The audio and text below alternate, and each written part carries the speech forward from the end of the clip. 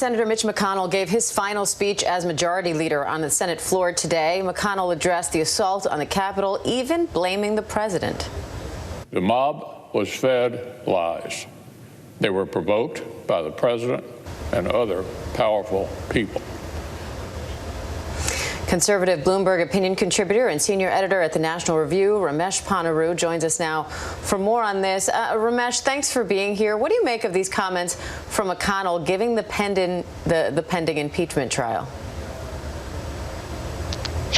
Well, I think that anybody who had wondered whether Senator McConnell was truly furious with the president or whether that fury had cooled now has the answer.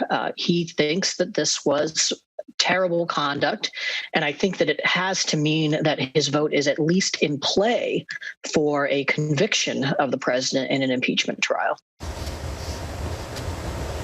They were partners in doing so much through these years. And I want to touch on something you've written today, where you make the argument that Donald Trump turned Republicans into losers, and Trump himself is the reason Democrats are back in power. We're looking at the quote from right now. It's cost his party control of the Senate, led to historic disgrace of the Capitol riot, never stood a chance of keeping Joe Biden from office. How so? How did he do that, and what impact does it have on Republicans going forward? Well, keep in mind that if 43,000 votes in different states had gone, in 3 states, had gone differently, Trump would have won the election. But he made a series of unforced errors that cost him the election because of his own personality defects. One of them was being totally unable to do the bare minimum that the public wanted out of its leader during the coronavirus pandemic, which was to show resolve and steadiness and seriousness of purpose.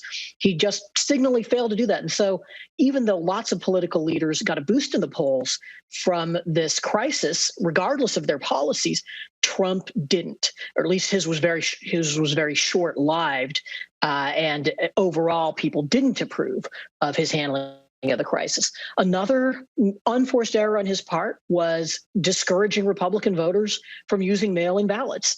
As Georgia Secretary of State Raffensperger had pointed out, there were a lot of Republican voters who voted absentee in the primary, who didn't show up to vote in the general election.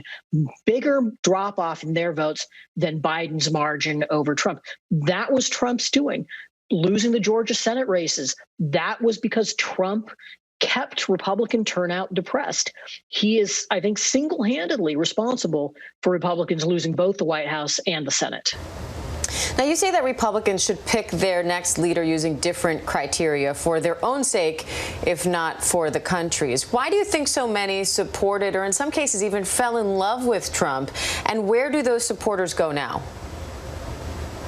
Well, different people supported Trump for different reasons, but I do think a large part of it was simple partisanship, that President Trump agreed with Republican voters on the issues that Republican voters care about, and Democratic politicians don't.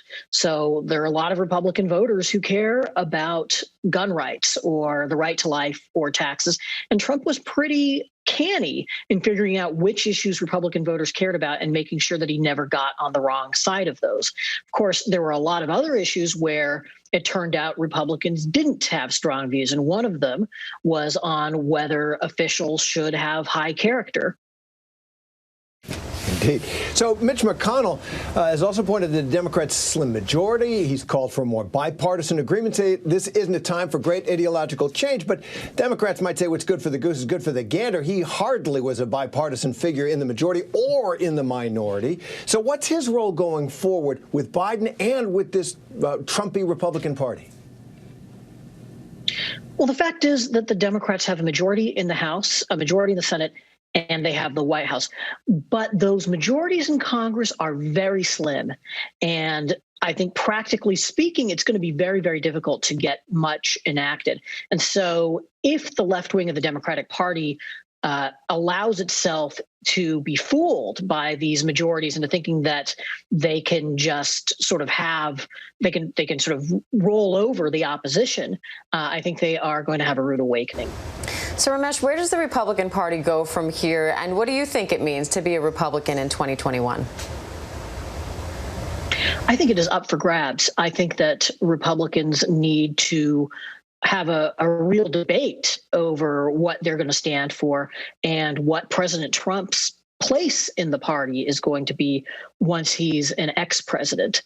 And I hope that the breach of Capitol Hill was a wake-up call to a lot of Republicans about the dangers of encouraging the dishonesty, the conspiracy theorizing, and the indifference to norms and restraints that have been part of the package with President Trump. Ramesh Ponnuru, it's great to have you. We appreciate your time and your analysis. Thank you. You're welcome. Hi, everyone. George Stephanopoulos here. Thanks for checking out the ABC News YouTube channel. If you'd like to get more videos, show highlights, and watch live event coverage, click on the right over here to subscribe to our channel. And don't forget to download the ABC News app for breaking news alerts. Thanks for watching.